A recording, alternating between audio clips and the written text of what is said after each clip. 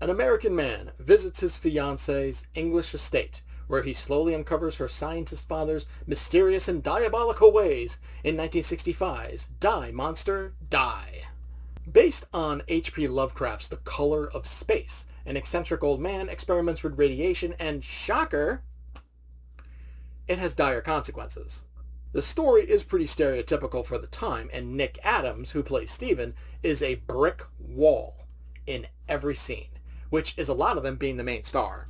The man has an Oscar nomination before this. What happened?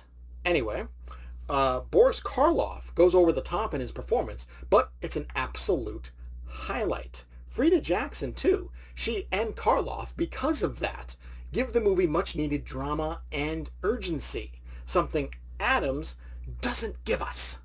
Add in some solid late 60s special effects, and this movie is one of the better Lovecraft adaptations, in my opinion. I give Die, Monster Die, a C. After moving to a new town, high school student Gail begins to receive sinister messages from an unknown stalker who seems to follow her everywhere in 1978's Are You Alone in the House? A CBS TV movie based on the novel of the same name by Richard Peck, the film does a solid job in exploring trauma and shame that comes with R-word, and for the late 70s, it's definitely a bit of a taboo subject. Kathleen Beller puts in a strong performance as our victim, while this also features Bly Danner as the overprotective mother and an early role for Dennis Quaid as the popular kid.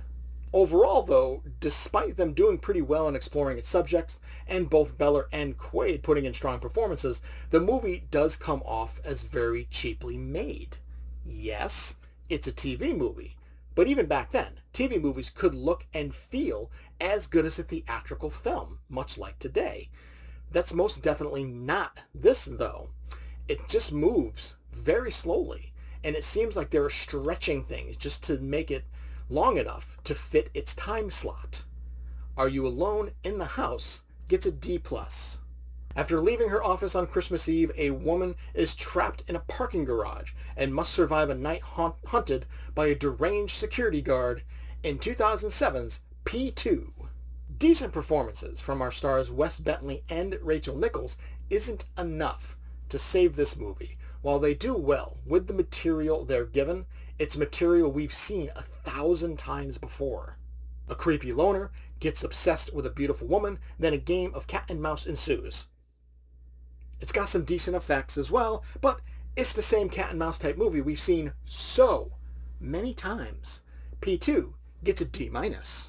A reality show locks 6 college students in an abandoned prison for the night, but when it goes off script, their quest becomes a fight for survival in 2011's The Task. The acting is absolutely atrocious in this one, and every character is just a big stereotype.